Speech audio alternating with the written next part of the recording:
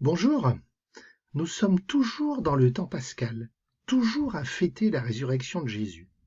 Ce dimanche, ce sera déjà le 5e dimanche de Pâques. Alors si tu le veux bien, revenons un petit peu en arrière.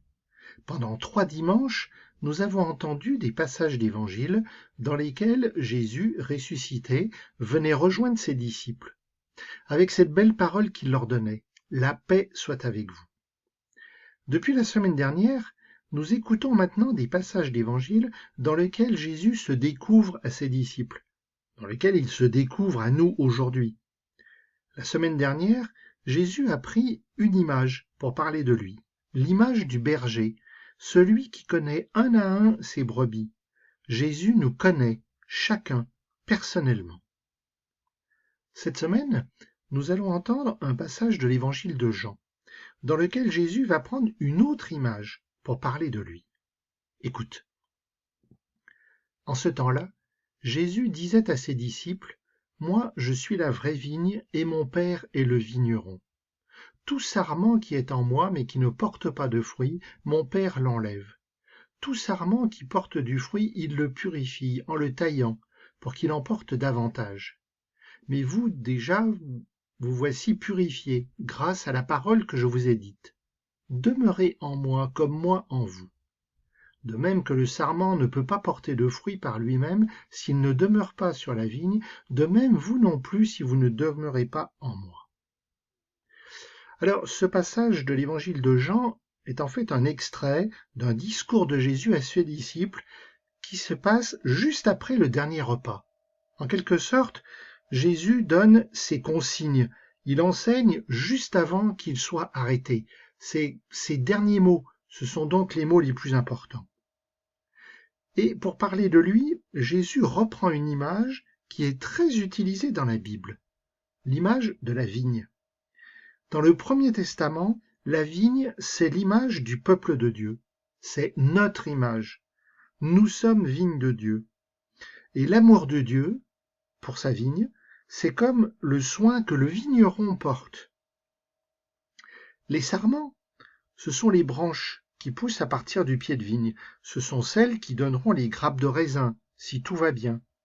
Et pour que la vigne donne de beaux raisins, le vigneron doit couper les mauvaises branches, celles qui ne donneront pas de fruits.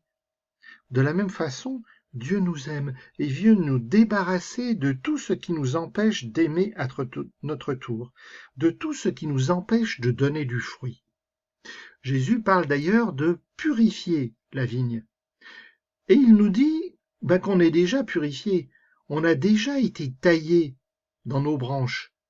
Ce qui est taillé, c'est la parole qu'il nous a donnée. On continue ? Moi, je suis la vigne et vous les sarments. Celui qui demeure en moi et en qui je demeure, celui-là porte beaucoup de fruits.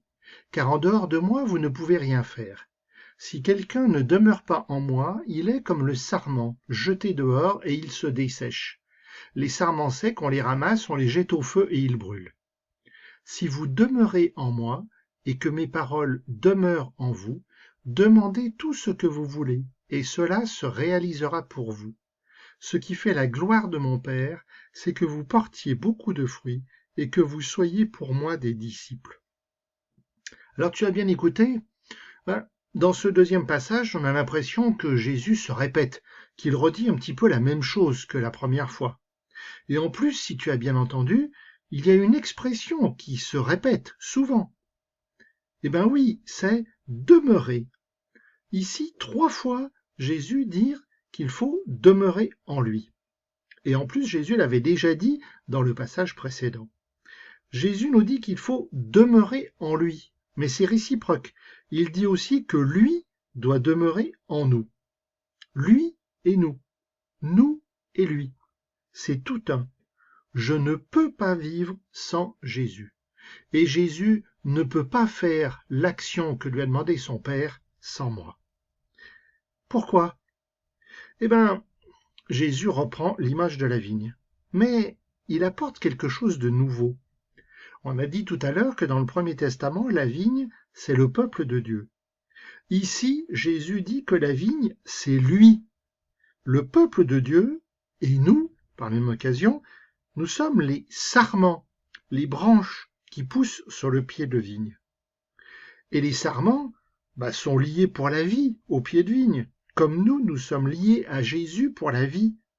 Tu le sais, dans un végétal, la vie, l'eau, la nourriture, c'est apporté par la sève.